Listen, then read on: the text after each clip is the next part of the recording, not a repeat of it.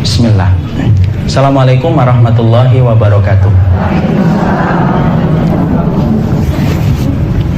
Innalhamdalillah wassalatu wassalamu ala rasulillah wa ala alihi wa sahbihi wa man tabi'ahum bi ihsan ila yaumil qiyamah.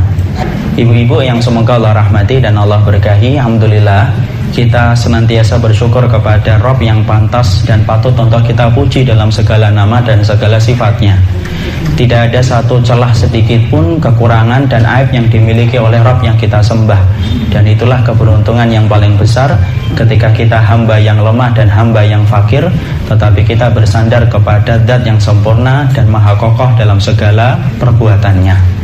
Dan inilah yang menjadikan kita bersyukur, karena semua kenikmatan dan kebaikan yang kita peroleh dalam kehidupan bukan karena kita hebat, bukan karena kita kuat, dan bukan karena kita pintar. Tapi hari ini kita mendapatkan kebahagiaan dari sandang, pangan, dan pangan, itu bukan karena kita mampu, tetapi karena kebaikan Allah dalam kehidupan kita. Allah sendiri yang mengatakan, kullukum arun, kullukum jai'un, kullukum dhalun. Sesungguhnya manusia itu hakikatnya telanjang, sesungguhnya manusia itu hakikatnya lapar, dan sesungguhnya manusia itu hakikatnya tersesat. Allah lah yang memberikan makanan, Allah lah yang memberikan pakaian, dan Allah lah yang memberikan petunjuk. Dan itulah yang menjadikan kita bersyukur kepadanya, karena tidak ada satu perkara di mana kita menyandarkan pujian kecuali hanyalah kepada Allah semata. Semoga kajian yang kita selenggarakan adalah kajian yang menjadikan kita mampu bersyukur kepada Allah, karena tidak ada perkara yang mampu menyegerakan kita mendapatkan surganya Allah kecuali adalah syukur kita kepada Allah. Makanya Imam Ibnu Qayyim pernah ditanya, mana yang lebih utama, sabar, hamba yang bersabar, atau hamba yang bersyukur? Maka beliau menjawab, la a'lam bainahuma. Aku tidak mengetahui di antara keduanya mana yang lebih utama dan yang mana yang lebih cepat mengantarkan ke surga. Karena memang surga akan cepat diraih ketika ada hamba yang banyak bersyukur dan hamba yang banyak bersabar. Kalau ada di antara kita yang sedang dimudahkan segala urusannya, banyak-banyaklah bersyukur. Dan syukur itu bukan hanya dengan ucapan, tetapi yang paling penting bertambahnya ketaatan. Kalau ada di antara kita yang sedang diberikan banyak ujian dan kesulitan dalam hidup, banyak-banyaklah bersabar.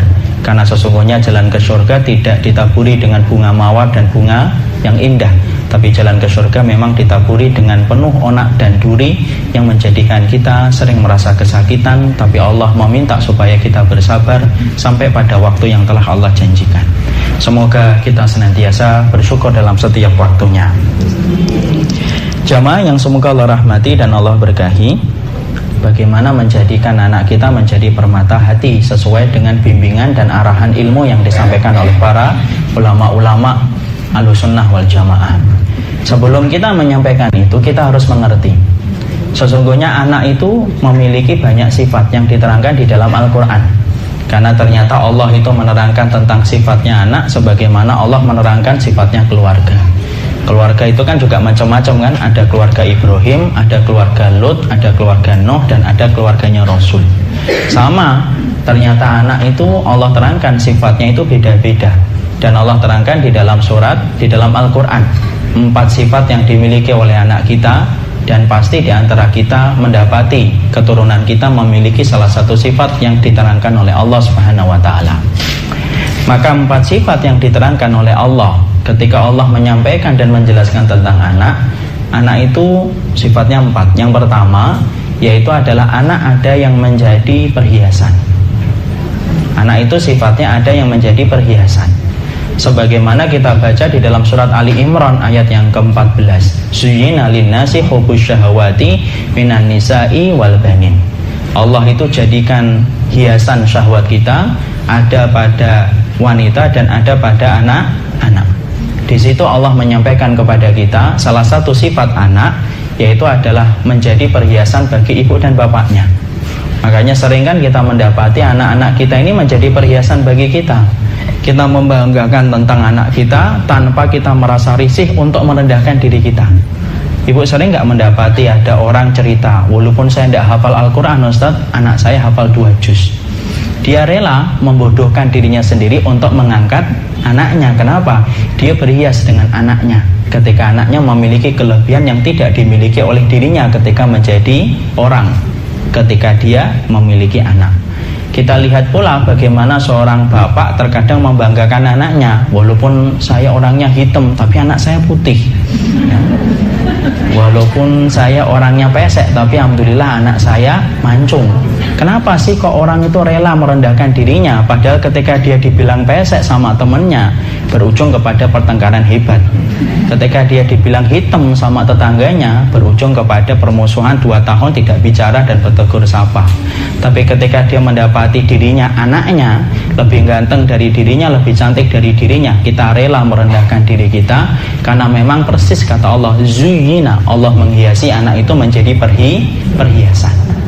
Jadi ada anak kita itu yang kemudian sifatnya menjadi perhiasan. Makanya kadang-kadang kalau kita mendapati ibu, ada salah satu teman kita yang terlalu membanggakan anaknya, walaupun mungkin menurut kita berlebihan, tidak usah dibenci dan tidak usah untuk kita komentari. Kenapa? Itulah fitrahnya.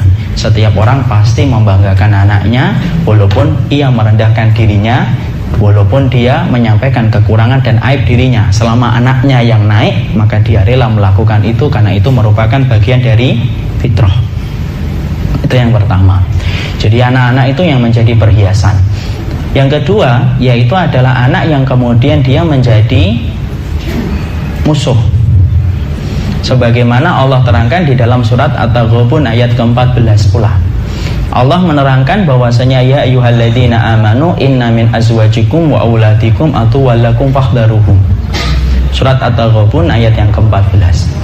Allah menerangkan sifat yang kedua, anak itu ada yang mereka itu menjadi musuh. Allah menyampaikan di dalam salah satu ayatnya yang mulia, wahai orang yang beriman, sesungguhnya di antara istri-istri kalian dan sesungguhnya di antara anak-anak kalian itu ada yang menjadi musuh. Makanya kita dapati beberapa kisah nyata, baik dalam lintas sejarah ataupun kita dapati dalam diri kita, kita mendapati bahwasanya anak itu menjadi musuh bagi orang tuanya. Orang tuanya berkata ke barat, maka kemudian anaknya ke timur. Kita mendapati orang tuanya bilang ke utara, anaknya bilang ke selatan. Dan dia betul-betul menjadikan orang tuanya meneteskan air mata, berkalang dalam kesedihan, karena betul-betul dia menjadi musuh. Makanya jangan kaget kalau kita mendapati di akhir-akhir zaman ini, kita mendapati ada anak membunuh orang tuanya hanya karena tidak dibelikan motor. Kita mendapati pula ada seorang ayah ataupun seorang ibu dijadikan budak dalam tanda kutip oleh anaknya, yaitu adalah bagaimana anak-anaknya meminta handphone yang mahal, ibunya harus menabung super ekstra untuk memberikan itu, sampai dia merelakan waktunya supaya mampu membelikan gadget yang mahal untuk anaknya, walaupun kemampuannya tidak sampai kepada tahap itu. Di situ kita mendapati ada anak yang menjadi musuh, dimana ketika kita mendapati itu kita harus paham, kalau sudah mendapati anak menjadi musuh, seakan-akan semua harta kita menjadi tidak berharga, seakan-akan semua kenikmatan hidup itu hambar kalau sudah mendapati anak kita layaknya musuh bagi ibu dan bapaknya. Tapi kita harus paham, kenapa sih ada anak yang bisa menjadi musuh? Para ulama menjelaskan, anak itu bisa menjadi musuh karena 2 sebab dan 2 kemungkinan. Yang pertama, karena memang Allah memberikan itu menjadi ujian bagi ibu dan bapaknya. Allah ingin melihat batas kesabaran ibu dan bapaknya ketika Allah memberikan itu anaknya sebagai ujian, sebagai musuh bagi ibu dan bapaknya. Sebagaimana siapa? Sebagaimana Nabi Nuh. Nabi Nuh itu adalah orang yang paling sabar di antara para rasul, karena beliau pemimpin ulul azmi. Sampai-sampai Allah saja berfirman, fasbir kama sabara ulul azmi. Kamu itu sabar gitu loh, sebagaimana para rasul yang termasuk ulul azmi. Dan pemimpin ulul azmi itu adalah Nabi Nuh alaihi salam. Tapi kenapa kok putranya betul-betul memusuhi Nabi Nuh? Apakah ada yang salah itu dengan airnya, dalam tanda kutip airnya Nabi Nuh sampai kemudian putranya Kanan itu tercipta? Enggak. Nabi Nuh tidak ada kekurangannya, karena beliau seorang nabi dan nabi itu sifatnya maksum, terjaga.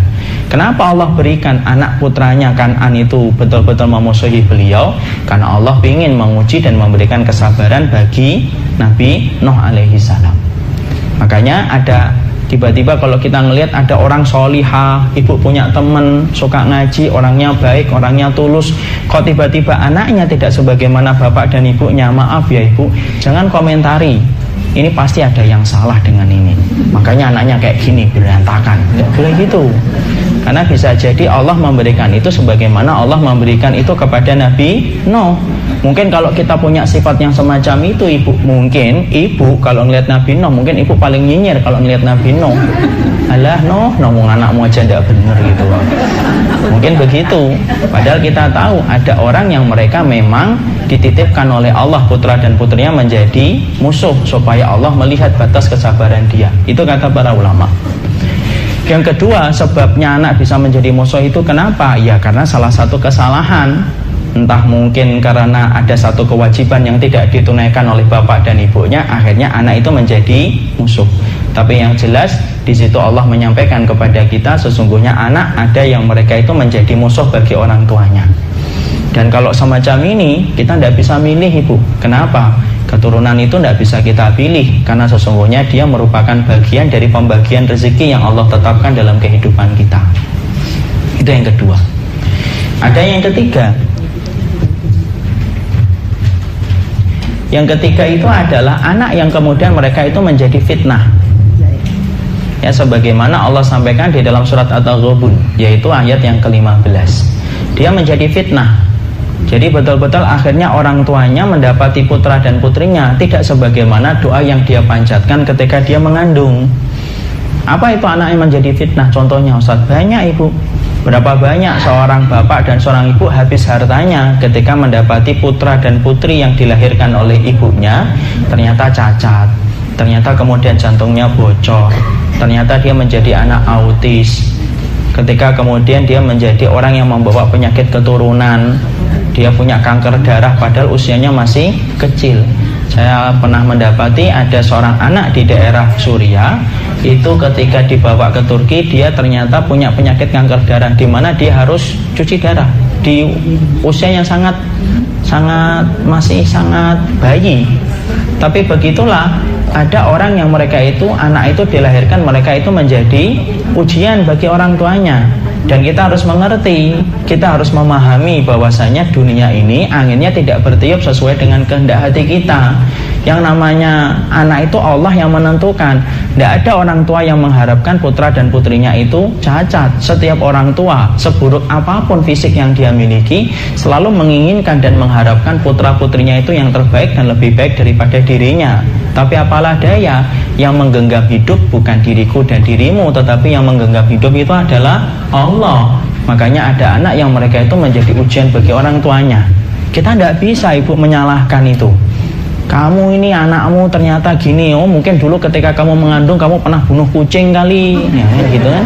Ya bisa kita menyalahkan semacam itu, dan itu merupakan bentuk tatayur. Itu merupakan keyakinan syirik, tidak ada hubungannya.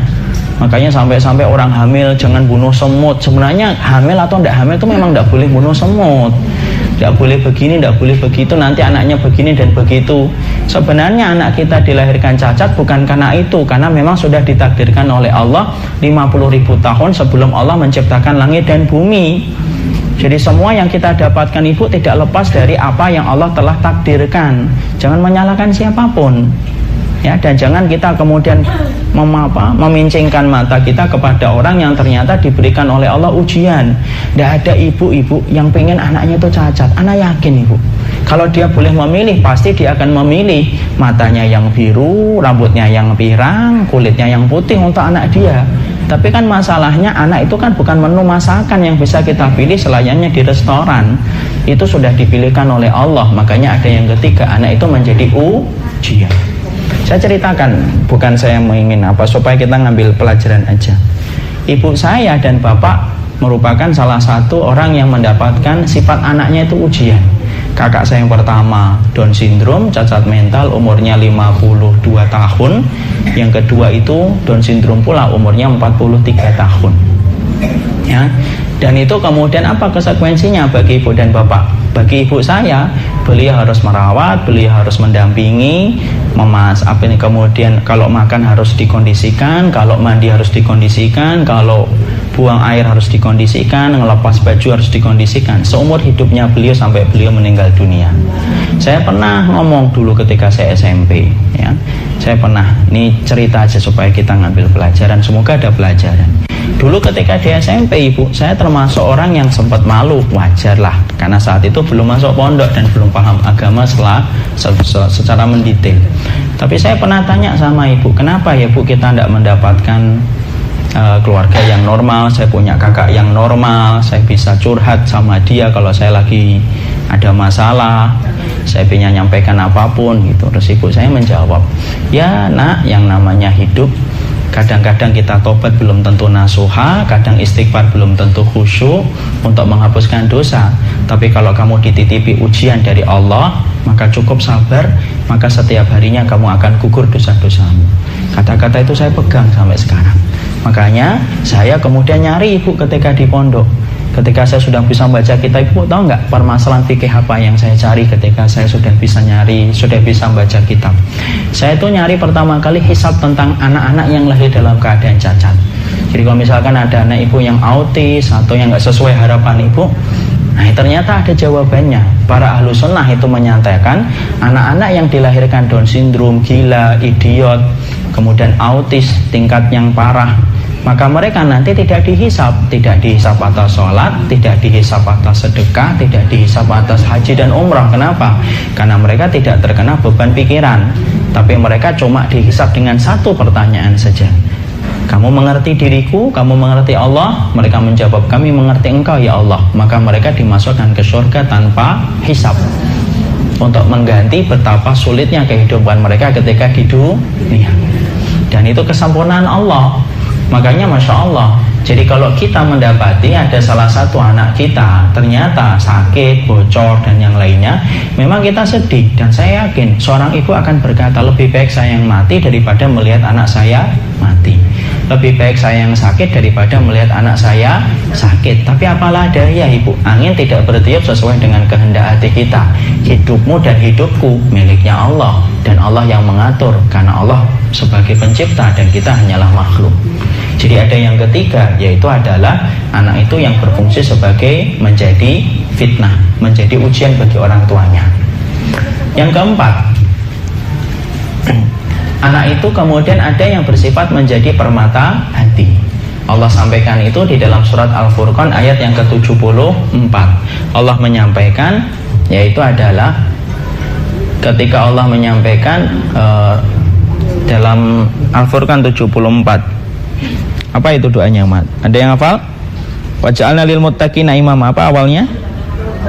Rabbana hablana min azwajina wa dzurriyyatina qurrata a'yun waj'alna lil muttaqina imama.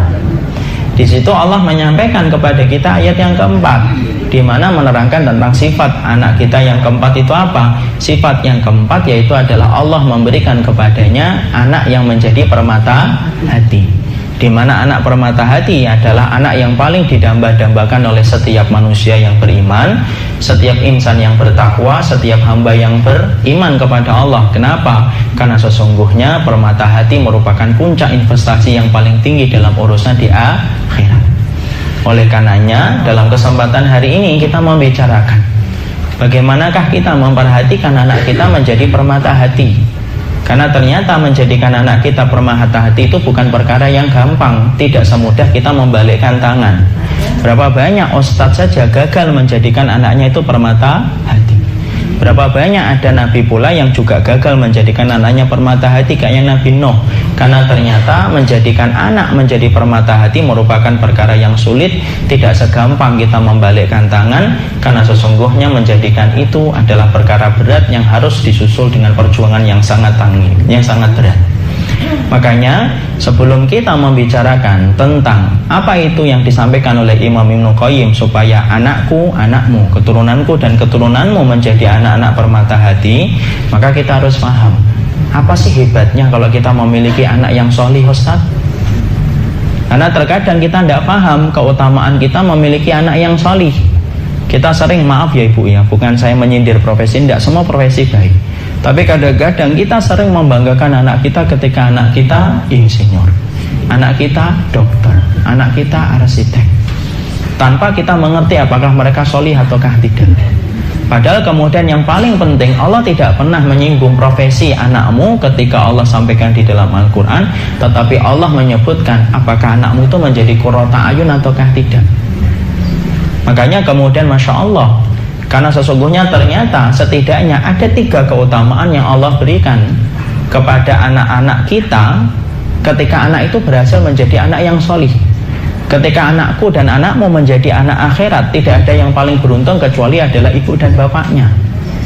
Kalau anak kita akan menjadi hambanya dunia saja, maaf ya ibu mungkin akan membanggakan di dunia, tapi ibu tidak bisa membanggakan sedikit pun mereka ketika di akhirat. Makanya kemudian para ulama menyebutkan ada 3 dahsyatnya keutamaan yang Allah berikan kepada anak ketika anak kita menjadi anak yang solih. Makanya saya hari ini kalau melihat ada seseorang, teman saya, kemudian teman saya ternyata punya anak, ternyata anaknya itu pintar, saya tidak terlalu ghibthah, saya tidak terlalu iri. Kalau melihat anaknya ternyata cakep, lebih cakep dari bapaknya, maka saya tidak terlalu ghibthah, saya tidak terlalu iri. Tapi kalau saya melihat ada teman saya atau seorang ustadz, ada tetangga ataupun jamaah yang ternyata saya melihat ternyata anaknya itu solih, berkumandang adzan, langsung dia mengajak bapaknya untuk ke masjid, ternyata di masjid dia khusyuk, justru saya iri betul. Kenapa? Karena Masya Allah urusan akhirat dari urusan ibu dan bapaknya betul-betul akan dibantu oleh anaknya ketika anaknya mengerti ketaatan dia kepada Allah dan Rasulnya. Nah sekarang kita bahas dulu 3 keutamaan apa yang Allah berikan kepada kita selaku orang tua ketika mendapati anak kita menjadi solih dan solihah. Maka yang pertama yang sering saya ulang-ulang, yang pertama adalah ketika anak kita, keturunan kita, apapun profesinya, pintar ataupun tidak, kaya ataupun tidak, tapi dia orang yang takut kepada Allah, maka fahami ibu, yang pertama dialah yang akan melapangkan orang tuanya dengan memberikan syafaat bagi orang tuanya supaya orang tuanya masuk ke dalam surga. Karena ternyata syafaat itu bukan hanya datang dari Nabi, syafaat itu bukan hanya datang dari bacaan Quran, syafaat itu bukan hanya dari surat Al-Baqarah yang kita baca, tapi di antara 10 syafaat yang ditetapkan oleh ahlu sunnah, salah satunya syafaat itu apa? Yaitu syafaat yang diberikan oleh anak-anak kita yang solih. Hadis riwayat Muslim begitu gamblang menjelaskan tentang itu. Dalam hadis riwayat Muslim, Rasulullah SAW gamblang banget menjelaskan itu. Ketika Nabi mengatakan kepada anak-anak yang solih, yang ternyata mereka karena kesolihan mereka, hisab mereka menjadi ringan. Ingat ibu, ciri khasnya orang yang beriman dalam kehidupan akhirat, hisab mereka itu ringan. Kenapa? Sedikit dosanya, sedikit yang dihisab. Ya, makanya Allah mengatakan fasawfa yuhasabu hisaban yasira. Mereka akan dihisab dengan hisab yang ringan. Jadi makanya kalau ada orang kok dihisab lama ataupun sampai didebat di dalam hisab, pastikan orang itu celaka. Jadi kalau ada orang kok dihisab sampai Allah mendebat, kamu bohong, bukan, Allah mendebat gitu, itu pasti ujungnya neraka orang itu. Lah ada anak-anak yang solih, yang hisab mereka itu ringan. Ketika mereka dihisab, mereka sudah dulu selesai. Di mana tempatnya seseorang hamba ketika hisabnya sudah selesai? Tidak ada tempat dia berjalan kecuali menuju kepada surganya Allah. Ketika dia berada di pintu surga, dia melihat ke dalam surga, tidak menjumpai bapak dan ibunya. Allah berfirman, Allah mengatakan kata Nabi, udkhulul jannata, bahwa kalian itu masuk ke dalam surga. Lalu anak-anak itu kemudian ketika tidak menjumpai bapak dan ibunya di dalam surga, maka anak-anak itu siapa yang dia ingat pertama kali? Yang dia ingat pertama kali ibu dan bapaknya ibu. Jadi ada beberapa kondisi ketika orang itu tidak ingat siapa-siapa. Ketika dia ditimbang, dia nggak ingat siapa-siapa kecuali dirinya. Yang kedua, ketika melewati sirat, dia tidak ingat siapa-siapa kecuali dirinya. Dan yang ketiga, ketika pembagian kitab. Jadi ada 3 kondisi manusia tidak ingat siapapun kecuali dirinya. 1, ketika dia dihisab oleh Allah. Yang kedua, ketika dia ditimbang oleh Allah. Kemudian yang kedua, ketika dibagikan kitab. Nah itu dia betul-betul stres itu semua orang itu. Yang ketiga, ketika melewati sirat. Jadi ketika anak itu sudah melewati sirat, ketika sedang melewati sirat kan nggak ingat siapa-siapa, kata Nabi, la yadkur ahadun ahadan fi salasati mawatin, kata Nabi. Tidak ada ingat orang itu dengan siapapun dalam 3 perkara itu. Tapi setelah melewati sirat, siapa pertama kali yang dia ingat? Bukan istrinya, bukan anaknya, bukan siapapun. Yang dia ingat dulu itu ibu dan bapaknya. Kalau dia solih. Sirat itu sirat, penyeberangan. Ya. Maka kemudian dia melihat mana ibu dan bapak saya. Kenapa? Memorinya yang pertama kali yang langsung dia ingat itu ya ibu dan bapaknya dulu. Loh kok tidak ada? Ternyata kemudian Allah mengulang kembali, udkhulul jannata, mbok kalian itu masuk ke dalam surga. Kembali anak itu berkata, lan nadkhulal jannata hatta ya'tiya abauna wa ummahatuna. Maaf ya Allah, kami tidak bisa masuk surga sebelum kami berjumpa dengan ibu dan bapak kami. Sampai yang keduanya Allah kemudian menjawab, mali arahu, kenapa sih orang tuamu masih dihisab? Jadi orang tuanya ini kemudian banyak maksiatnya dan banyak dosanya daripada putra dan putrinya. Sampai kemudian akhirnya dihisab panjang. Maka kembali anak-anak itu di depan pintu surga berkata, kami lan nadkhulal, kami tidak bisa masuk surga ya Allah sebelum kami berjumpa dengan ibu dan bapak kami. Allah ketika melihat anak-anak yang saleh ini bersikukuh, dia berkukuh untuk kemudian menjumpai ibu dan bapaknya, Allah berikan syafaat kepada bapak dan ibunya, Allah ringankan hisabnya, Allah mudahkan dia melewati sirat dan berjumpa dengan anak-anak mereka di depan pintu surga. Mereka akhirnya bareng-bareng masuk ke dalam surga dan orang tuanya masuk surga. Bukan hanya karena sholatnya, bukan hanya karena puasanya, tetapi karena putra-putrinya yang solih dan solihah itulah yang membantu mereka untuk memasuki surga.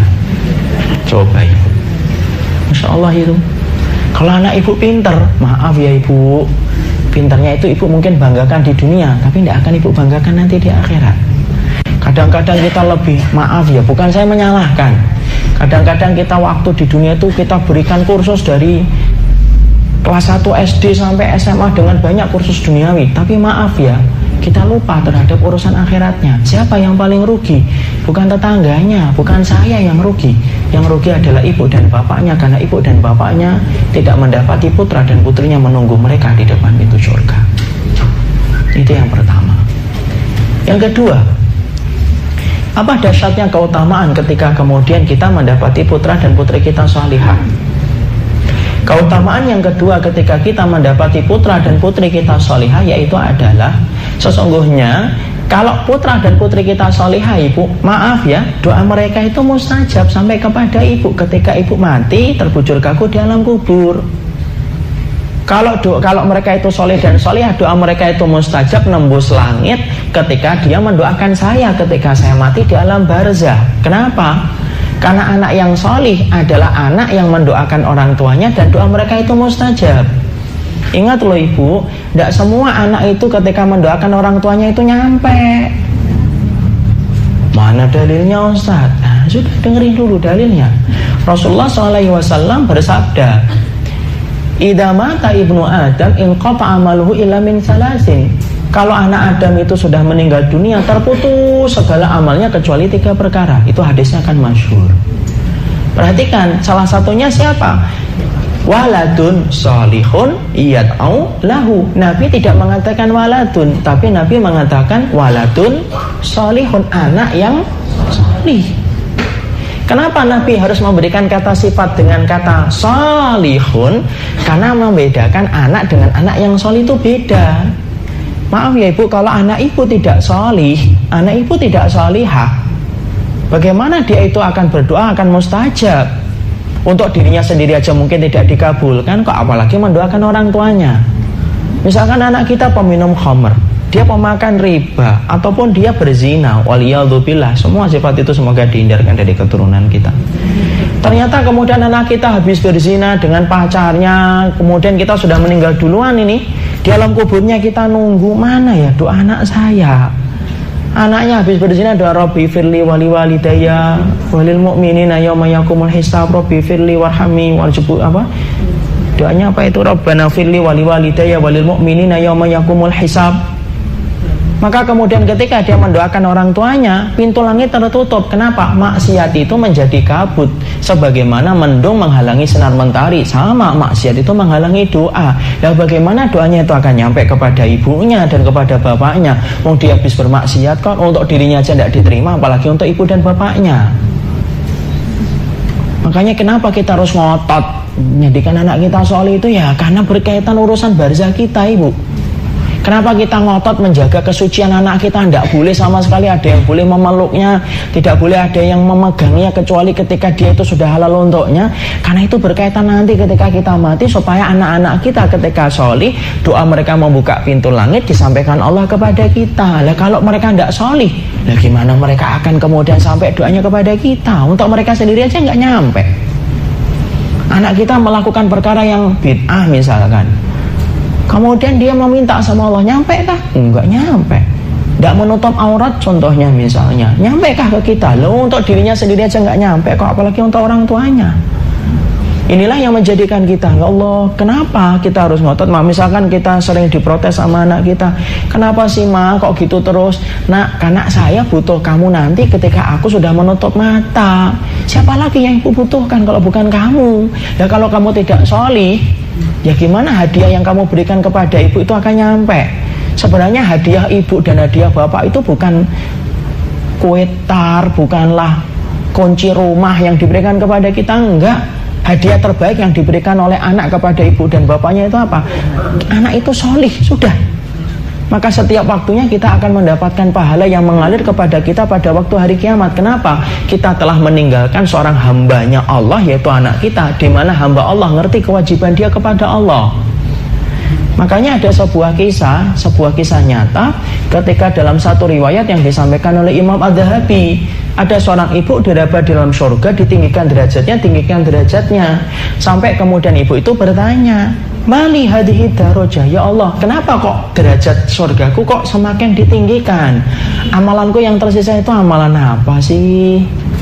Kemudian dijawab oleh Allah, bi istighfari ibniki salih, tidaklah aku tinggikan derajatmu ini kecuali karena anakmu yang solih yang senantiasa mendoakan dirimu. Dan di situ Allah menyampaikan apa? Anakmu yang solih. Jadi kalau anak kita berantakan walaupun dia kaya, ibu, yang kita sedihkan kita sendiri. Kalau kita sudah ngaji ilmu kan, buat apa anak kayanya kamu kalau kamu tidak datang ke masjid? Buat apa kayanya kamu kalau kemudian kamu tidak ngerti kewajiban kamu kepada Allah, tidak berani untuk meninggalkan yang haram, tidak berani meninggalkan pekerjaan yang syubhat. Karena apa? Yang jadi korban pertama kali bukan kamu, tapi ibu. Nanti ketika ibu mati, walaupun kamu fasih berdoa, tidak akan nyampe kepada Allah dan tidak pernah nyampe kepada ibu. Itu yang menjadikan akhirnya kita paham. Berarti anak yang solih dahsyat. Kenapa? Dia cepat membuka pintu langit dan menjadikan doanya nyampe secara kilat kepada ibu dan bapaknya. Kalau anak kita tidak solih, lama banget jalannya. Mau jalan tinggi, mau naik tinggi, rusak karena gara-gara kemudian habis berdoa dia maksiat. Mau naik lagi, rusak lagi ketika anaknya berbuat dosa. Nggak pernah nyampe lah ke langit. Karena kita sepakat kemaksiatan itu menghalangi pintu langit untuk terbuka, sebagaimana mendung menghalangi sinar mentari untuk datang menyinari bumi. Itu yang kedua.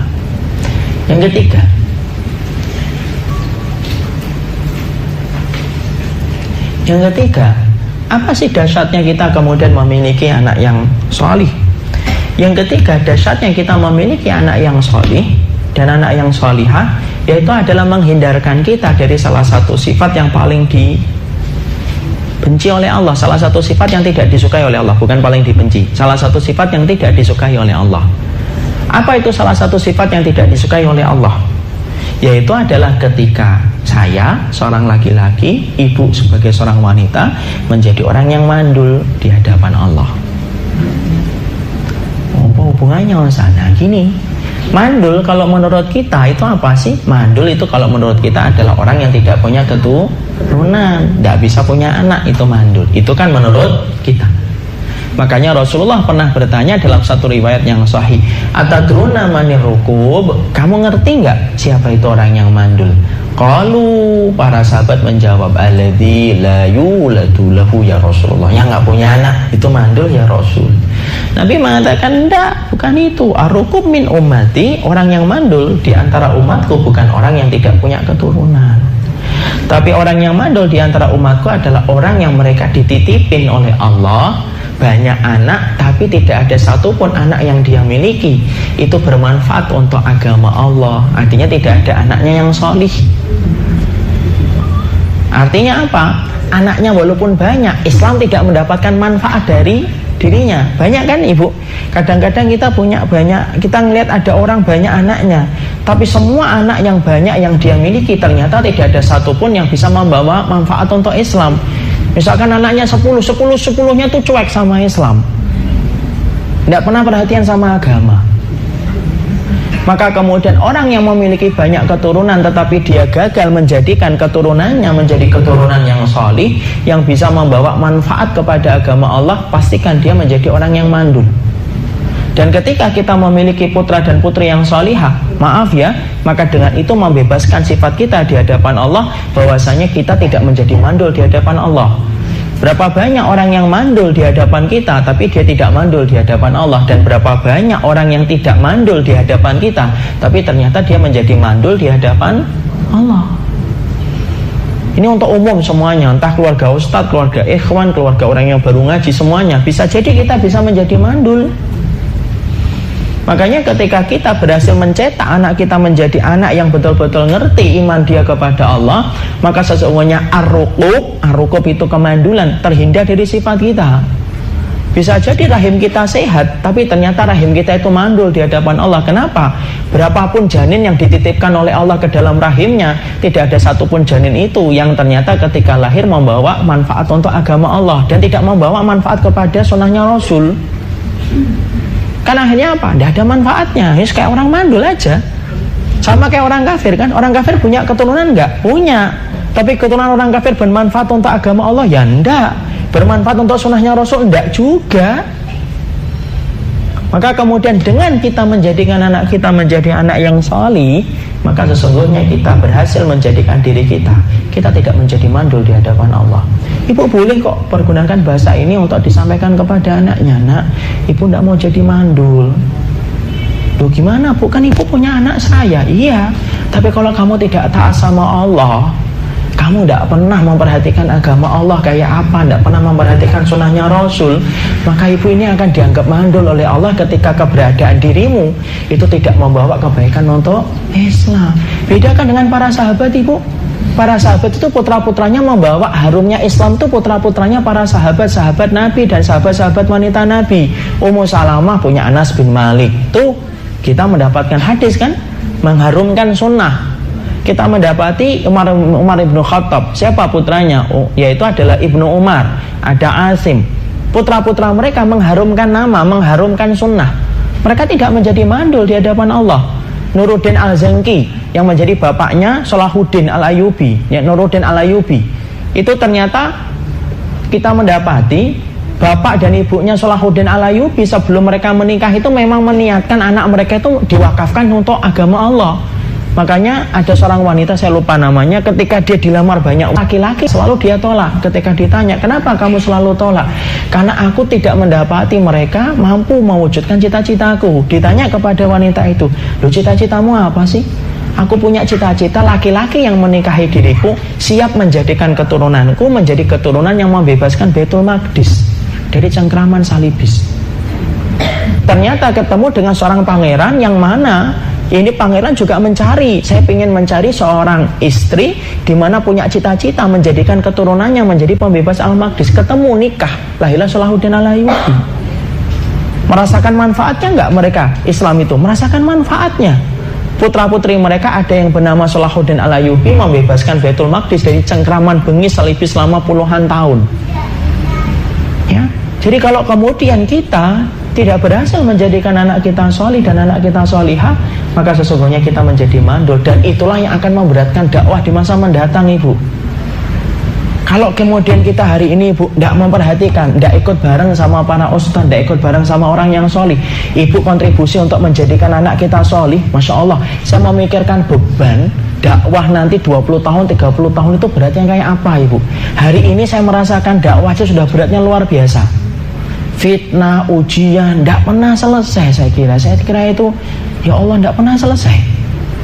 Kalau sekarang aja kita dakwah aja sudah semakin berat menghadapi berbagai macam dari luar, belum dari dalam eker-ekeran, bertengkar, saling memfitnah, saling menghujat. Nah, kerjaan dakwah itu menjadi lebih berat lagi 30 tahun lagi ketika ditambah anak-anak kita juga tidak pernah sholih. Coba kayak apa itu dakwah? Makanya Masya Allah, sampaikan kepada anak-anak kita, bahasakan dengan bahasa hadis. Nah, ibu tidak mau jadi mandul, sampaikan aja mandul itu apa. Kalau kamu tidak pernah perhatian sama Allah, tidak pernah perhatian sama Rasul, ibumu nanti dianggap mandul. Dan ibu tidak ada harganya emas yang ibu miliki, jam yang ibu miliki, rumah yang ibu miliki, kalau ternyata saya hanyalah mandul di hadapan Allah. Supaya anak itu diajak mikir bagaimana dia memikirkan tentang nasib orang tuanya di akhirat. Jadi katakan sama anak kita, nak, kalau kamu tidak bisa ngasih rumah sama ibu, tidak bisa menghajikan ibu, tidak bisa ngumrohin ibu, tidak usah sedih, tidak apa-apa.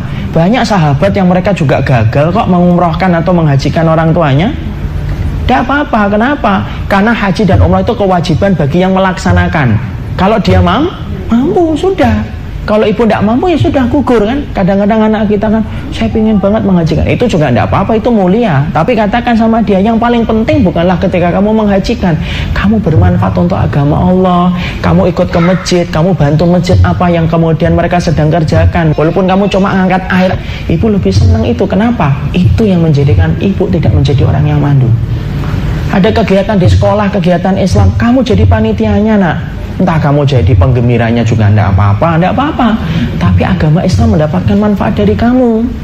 Kalaupun nanti kamu ketika dewasa tidak mampu memberikan rumah sama ibu, tidak apa-apa. Masalah rumah, toh kita juga akan tinggalkan. Ajalah anak-anak kita dewasa untuk berbicara. Kenapa? Anakmu adalah investasi akhirat. Itulah 3 dahsyatnya keutamaan yang Allah berikan kalau kita memiliki anak-anak yang soleh. Nah, makanya kemudian kita membahas apa yang harus kita lakukan supaya kemudian menjadikan kemudian anak-anak kita, yaitu adalah anak-anak kita menjadi permata hati. Maka dalam kesempatan hari ini kita akan membahas 5 saja. Apa perkara-perkara penting supaya menjadikan anak kita menjadi anak-anak yang kiranya akan menjadi permata hati bagi kehidupan kita. Maka para ulama lalu menerangkan, yang pertama, kiat yang harus diperhatikan bagi seorang ibu ketika dia telah memiliki keturunan. Maka yang pertama supaya menjadikan anaknya itu menjadi permata hati, yang pertama, solihkan diri kita dan solihkan suami kita ketika kita sudah bersatu di dalam rumah tangga. Kenapa? Anak itu layaknya bayang-bayang. Saya dan ibu menjadi bendanya. Ya kan gitu? Kan benda itu tidak akan mungkin melahirkan bayang-bayang yang lurus kalau bendanya bengkok. Bayang-bayang itu anak kita, bendanya itu ibu dan bapaknya. Kalau bendanya lurus, bayang-bayang pasti akan lurus. Kalau bendanya itu bengkok, maka jangan mengharapkan dari benda yang bengkok menghasilkan bayangan yang lurus. Itu sudah kaidah itu. Makanya kemudian apa? Pertama kali kata Imam Ibnu Qayyim, semua itu tergantung dulu kepada pemilik airnya. Ini bahasa kiasan dari seorang suami. Dan harus tergantung kepada pemilik rahimnya. Ini kata kiasan bagi seorang istri. Kalau air yang bersih, air yang solih, maaf, dia bertemu dengan janin yang taat, bertemu dengan rahim yang taat, maka akan membentuk anak-anak yang solih. Dan anak-anak yang solih itu lebih besar, walaupun tidak jaminan ya. Kadang-kadang ada yang diberikan ujian oleh Allah. Tapi perhatikan bagaimana kesolihan itu sangat berperan besar dalam kehidupan anak-anak kita, dan pembentukan karakter mereka itu dimulai bagaimana setiap seorang suami ketika dia menjadi solih, air yang dia keluarkan ketika mencampuri istrinya tertampung oleh rahim yang taat kepada Allah, maka disitulah terbentuk janin yang taat. Janin kita ini berpengaruh kepada apa? Ya berpengaruh kepada apapun. Wong bayi kita kasih susu sapi aja, susu sapi memberikan manfaat kok. Itu cuma susu sapi, apalagi airnya suami kita dan bagaimana dengan rahim kita. Makanya rata-rata ibu lihat saja. Saya pernah nanya sama, ngobrol lah dengan salah satu ustadz.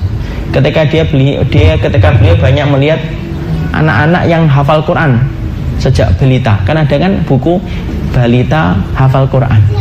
Saya tanya kepada sang ustadz itu, apa ya ustadz ya, kok sampai banyak sekarang itu balita belum sampai 10 tahun sudah hafal Quran? Apa persamaan di antara semua orang tuanya? Beliau menyampaikan, karena mereka memiliki ibu yang cinta sama Quran. Walaupun kemudian ibunya rata-rata tidak hafal Quran, tapi memang senang dengan Quran, senang membacanya. Terus ketika kemudian mengandung. Apa yang dibaca oleh ibu ngalir nggak kepada rahim? Ngalir ibu. Wong ibu kemudian minum es saja berpengaruh sama janin kok. Kita ini kalau hamil kan nggak boleh makan dan minum es terlalu banyak kan, supaya anak kita tidak menjadi gemuk besar. Loh, kalau minum es saja ternyata berpengaruh kepada janin, emang kita kira bahwasanya bacaan Quran tidak berpengaruh kepada janin? Pasti kita salah memahami. Makanya Masya Allah, ternyata kesolihan seorang wanita sebagai pemilik rahim dan kesolihan laki-laki sebagai pemilik air itu betul-betul penting. Dan ketika ada satu kesalahan itu berpengaruh besar kepada kehidupan anak itu ketika dewasa. Kita ambilkan contoh Imamul Haromen. Ibu tahu Imamul Haromen? Pasti tidak tahu insya Allah. Muridnya Imam Syafi'i. Imamul Haromen itu salah satu ulama besar dari madhabnya Imam Syafi'i. Ternyata beliau itu punya kekurangan. Apa kekurangan Imamul Haromen? Imamul Haromen itu kalau ngomong kadang-kadang terselip kata-kata yang dia sampaikan, terselip-selip, tercampur-campur. Dalam hati pengen ngomong apa, keluarnya beda. Itu Imamul Haromen. Kemudian Imam Haromen kemudian mencari, kenapa ya saya punya sifat kayak gini, itu kenapa ya? Kemudian ternyata dia mendapatkan cerita. Bapaknya cerita sama dia, dulu kamu ketika kecil aku jaga, bapak dan ibu itu menjaga kamu.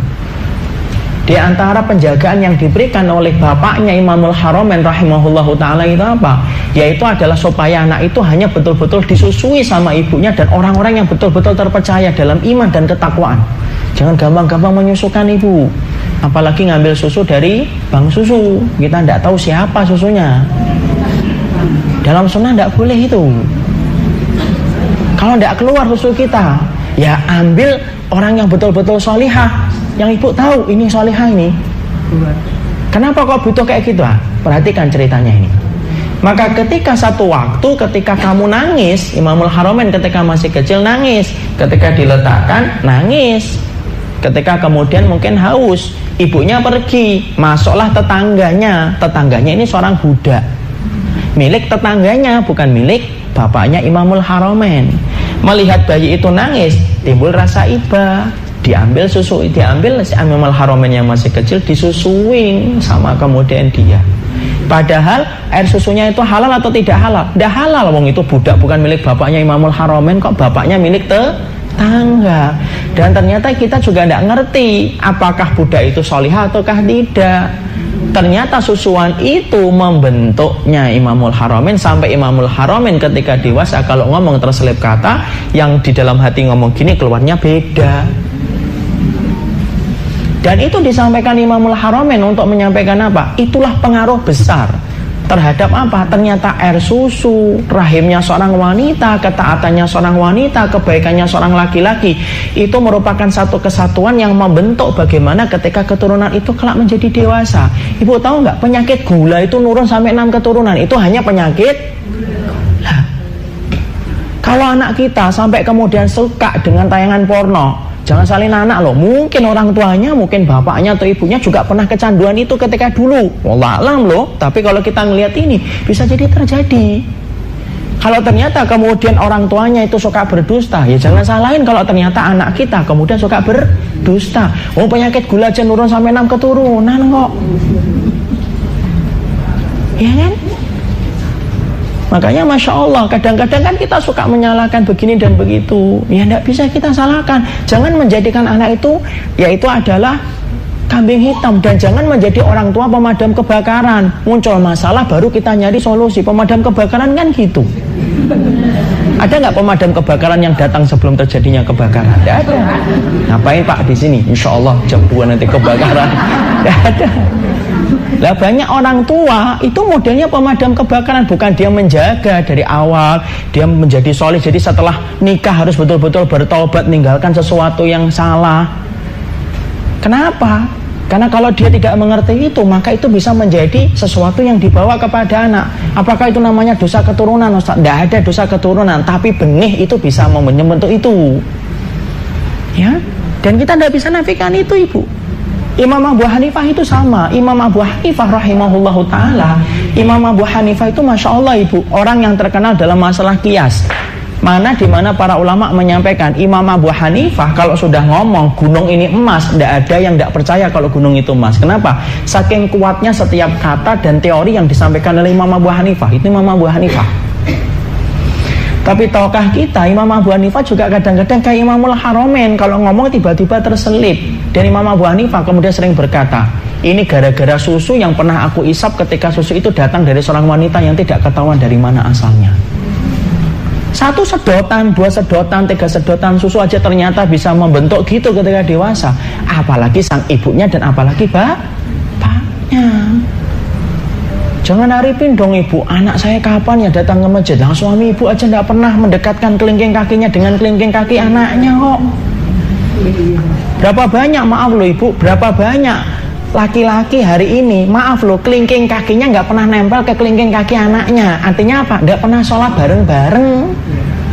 Anaknya di mana, bapaknya di mana, Jumatan di mana, bapaknya Jumatan di mana. Kelingking kaki bapaknya nggak pernah nempel kepada kelingking kaki anaknya. Padahal kan harusnya apa? Kelingking kaki bapaknya itu yang paling banyak nempel kepada kelingking kaki anaknya kan, artinya sholat berjamaah bareng-bareng terus. Ya, karena apa? Itulah yang kita harus paham. Saya, ibu, suaminya ibu itu bendanya. Anak kita itu apa? Bayangannya. Dan benda itu tidak akan mungkin kemudian akan melahirkan bayangan yang lurus kalau bendanya bengkok. Benda itu akan melahirkan bayangan yang lurus ketika bendanya itu lurus. Makanya Masya Allah, itulah yang kita perhatikan. Makanya kalau kita sudah lewat gimana Ustaz? Ya mari kita tobat, full kita bertobat kepada Allah supaya itu tidak sampai membawa keburukan. Makanya kan ada salah satu doa, ya Allah, aku berlindung dari keburukan dan keburukan yang Engkau anugerahkan kepada istriku dan anak-anakku. Apa itu keburukan yang Engkau anugerahkan? Ya mungkin gara-gara kesalahan kita dulu. Kita kan tidak pernah tahu. Ya, kenapa? Karena itu bisa berpengaruh kepada putra dan putri kita. Itu yang pertama.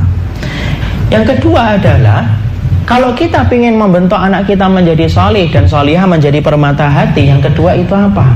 Buat diperhatikan. Jangan-jangan anak kita susah menjadi salih karena kesalahan suami kita kepada orang tuanya sampai Allah menimpakan hukuman, Allah berikan melalui perantara anak-anak kita.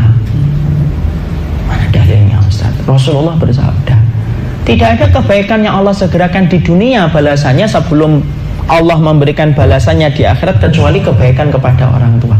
Dan tidak ada hukuman atas satu kejahatan yang Allah segerakan di dunia sebelum hukuman itu Allah berikan nanti di akhirat kecuali kejahatan kepada orang tua.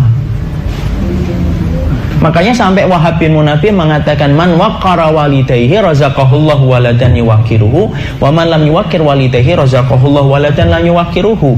Siapapun anak yang hormat kepada orang tuanya, Allah kasih kontan cash anak yang juga hormat kepadanya. Dan sebagaimana kalau kemudian ada anak yang tidak hormat kepada orang tuanya, Allah kasihkan ia anaknya dia juga tidak hormat kepada dia sebagaimana dulu tidak pernah hormat dia kepada orang tuanya. Cash dan kontan. Makanya kalau kemudian kita mendapati anak kita kok susah, coba deh, kalau suami kita masih punya orang tua, ngomong sama suami, Mas, coba deh kamu minta maaf sama ibu atau bapak. Mungkin ada satu perbuatan yang pernah kamu lakukan membuat mereka sedih, Allah sampai berikan hukuman kita itu anak-anak kita kayak gini. Kenapa? Kalau kita hubungan dengan orang tua kita baik, ibu mukmin ataupun kafir itu Allah akan berikan balasan di dunia. Adapun orang mukmin diberikan nanti balasan lagi di akhirat. Adapun orang kafir hanya diberikan balasan di dunia. Kenapa? Allah menyamakan balasan untuk di dunia bagi orang yang hormat dan berbakti sama orang tuanya. Enggak kafir, enggak mukmin. Kalau bedanya, kalau mukmin nanti mendapatkan balasan lagi di akhirat, kalau orang kafir balasannya cuma di dunia aja. Makanya saya pernah baca tulisan orang Chinese ketika kemudian dia menyampaikan ini tulisan. Ketika dia berkata, saya lihat teman-teman saya yang sukses bisnis itu rata-rata apa? Karena dia memuliakan ibunya. Loh, padahal mereka orang-orang yang tidak beriman sama Allah dan Rasul. Makanya kemudian perhatikan. Jadi kalau kita mendapati ada masalah dalam anak-anak kita, bisa jadi ya. Bisa jadi adalah ada masalah kita dengan orang tua kita sampai Allah berikan hukuman itu. Tapi bukan secara pasti loh ya. lihat nanti anaknya siapa, ndak soli, pasti dulu kamu durhaka, ndak usah gitu. Tapi yang jelas semacam itu, makanya saya sering sampaikan kisahkan Sabit Al-Bunani pernah mendapati ada seorang anak nampar ayahnya. Kenapa? Karena ayahnya dulu nampar ayahnya, sebagaimana dia hari itu ditampar oleh anaknya. Ini ada kisah nyata Ibu, ketika saya pernah silaturahmi dengan salah satu bapak-bapak, tapi bapak-bapak ini lumayan pemahamannya karena banyak bermuamalah dengan Ustaz. Dia cerita, ada satu keluarga yang mendapati anaknya itu kecanduan dengan PlayStation, sampai meninggalkan sekolah. Jadi sering bolos PlayStation, terus itu saja yang dia lakukan. Orang tuanya itu tiap hari nyari di tempat PlayStation mana anak saya. Sampai kemudian akhirnya ketika dia berkunjung ke temannya ini, dia ngomong, terus kemudian bapak ini nyampein, kamu masih punya bapak enggak? Masih. Coba deh, kira-kira kesalahan apa kamu? Iya ya, apa ya? Perbaiki dulu hubungan kamu dengan ibu dan bapakmu. Nanti Allah akan memperbaiki anakmu hubungannya dengan kamu. Tidak usah dicari anaknya, biarin aja. Nanti kalau lapar juga pulang, uangnya habis juga pulang. Tidak usah dicari-cari. Dan ternyata Ibu, ini cerita nyata yang saya dapatkan. Akhirnya apa? Akhirnya betul-betul kemudian dibiarkan itu putranya, nggak dicari-cari lagi sebagaimana sebelumnya. Beliau pulang sama istrinya, diajak istrinya kemudian pulang ke kampung, berbakti sama orang tuanya selama 1 pekan, dia minta maaf dan lainnya.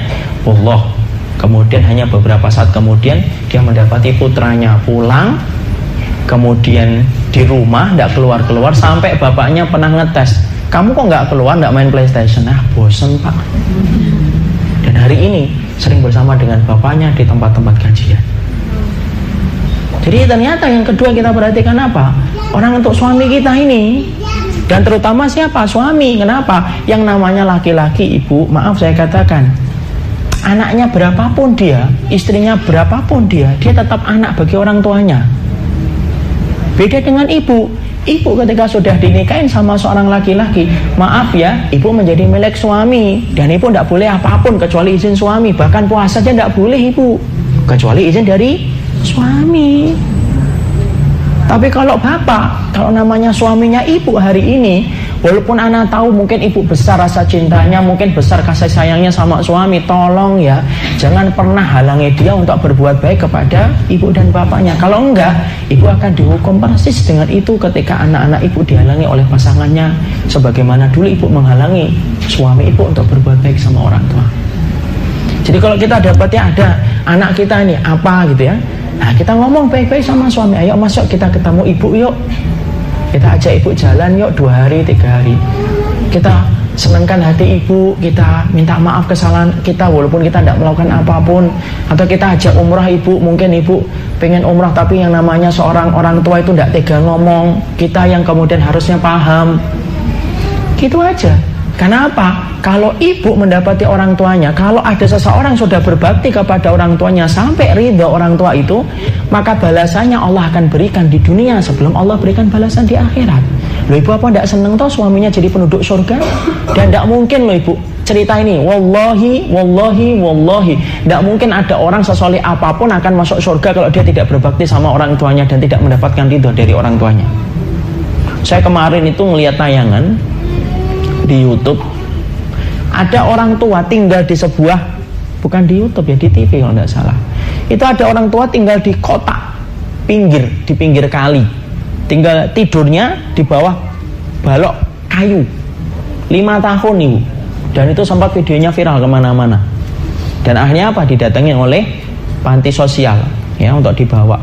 Ternyata apa, sang anaknya ada, anaknya ngomong gini, ya saya tak ajak ke rumah saya, tidak mau karena dia nggak cocok sama istri saya. Ya saya husnudon, kita tidak boleh benci kan, kita husnudon. Mungkin sang suami itu belum tahu jangan buru-buru nyalain ya.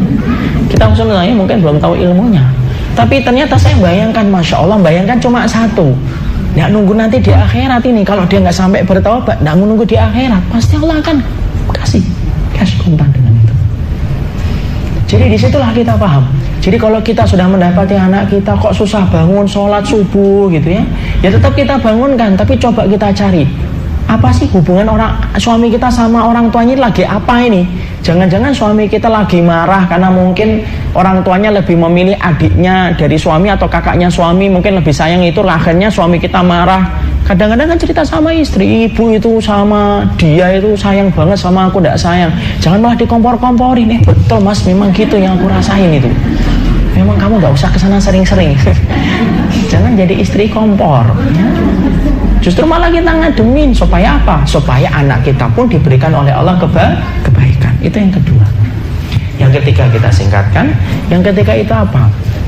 Yang ketiga adalah perhatikan makanan. Ketika kita suapkan kepada anak-anak kita, jangan suka memberikan makanan-makanan yang syubhat dan makanan-makanan yang haram, karena sesungguhnya tidak mungkin anak kita akan terbentuk di dalam kebaikan dan kesalihan kalau dia mendapatkan makanan yang haram dan makanan-makanan yang syubhat. Itu yang ketiga. Kemudian yang keempat kita singkatkan. Yang keempat yaitu adalah berdoa. Jangan meremehkan doa.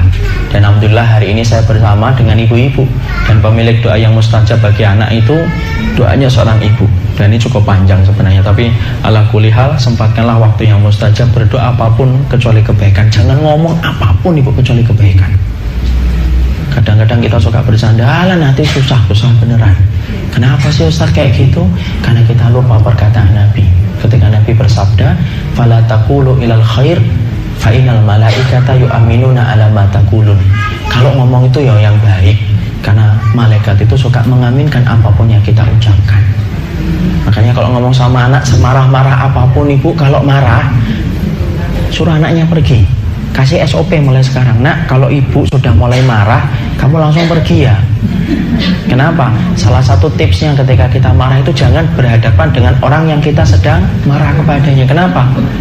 Omongan ini tidak bisa dikontrol. Makanya sampai ada satu doa yang indah kan, ya Allah aku minta keridhoanmu dalam marah dan lapang. Kenapa? Banyak orang yang mendapatkan ridhonya Allah ketika lapang, tapi tidak mendapatkan ridhonya Allah ketika marah. Makanya saya teringat ada sebuah kisah nyata dari Arab Saudi, saya baca dalam salah satu tulisan bahasa Arab, yaitu adalah ada seorang anak memecahkan kanvas ibunya, di mana kanvas itu merupakan hadiah dari ibunya, nenek dari sang bayi itu. Refleks ibu itu mengatakan, nah kamu mecahin kasnya ibu, ya Allah ini hadiah dari ibu, kamu nanti pecah kepalanya. Dimana dia ketika mengucapkan itu, ibu itu pun sudah lupa dengan omongan dia sendiri. Ketika dewasa, anaknya menjadi orang yang suka membangun bangunan. Sampai satu waktu dia mendapatkan telepon berdering dan diangkat, dan ternyata anaknya tertimpa bahan berat ketika sedang berada ini dan pecah kepalanya. Makanya disitulah kita menyampaikan doanya itu sangat mustajab. Kemudian yang kelima, tanamkan kepadanya akidah. Jangan hanya fikih tok ibu. Nah, bedakan antara akidah dengan fikih itu. Kita ini kadang-kadang seneng anak kita bisa adzan, bisa iqomah, tapi tidak paham tentang akidah. Padahal yang paling penting itu apa? Akidah. Ikatan hati yang paling pokok itu akidah. Sampaikan kepadanya surga, neraka, tentang akidah, keterikatan dia kepada Allah. Dan ibu tidak bisa ngasih kalau ibu tidak punya. Fakitu syai' la yu'ti. Yang kosong tidak bisa ngisi yang kosong. Yang kosong tidak bisa ngisi. Tapi intinya teorinya apa? Yang berisi baru bisa mengisi. Lah ibu disampaikan ulama harus ngisi akidah, tapi saya tidak paham akidah Ustaz. Nah itu nggak gimana mau ngisi akidah? Pelajari akidah, datangnya kajian ilmu, bertambah urusan akidah kita kepada Allah supaya kita mampu menyampaikan kepada putra dan putri kita. Barakallahu fikum, ini yang dapat kita sampaikan. Jadi ringkasannya adalah anak itu sifatnya ada berapa? 4. 1, anak yang menjadi perhiasan, anak yang menjadi musuh, ada yang menjadi ujian, dan anak yang menjadi permata hati. Anak yang menjadi permata hati itu dahsyatnya ada berapa? 3. 1, menjadikan kita mendapatkan syafaat. Yang kedua, menjadikan doanya ketika kita mati sampai kepada kita. Dan yang ketiga, menjadikan kita luput dari sifat mandul. Bagaimana menjadikan anak kita itu permata hati? 1, apa tadi? Ya, mensolihkan diri. Yang kedua, memperbaiki hubungan kita dengan orang tua kita. Yang ketiga, berikan makanan-makanan yang halal. Yang keempat, doa. Yang kelima, pahamkan akidah. Itu semuanya normatif teori, Ibu. Semuanya prakteknya ketika Ibu pulang dari sini, dimulai perjuangan kita untuk menjadikan anak kita menjadi permata hati. Barakallahu fikum, ini yang dapat kita sampaikan. Semoga Allah memberikan keberkahan atas apa yang kita pelajari. Subhanakallahumma wa bihamdika asyhadu an la ilaha illa anta astaghfiruka wa atubu ilaika. Assalamualaikum warahmatullahi wabarakatuh.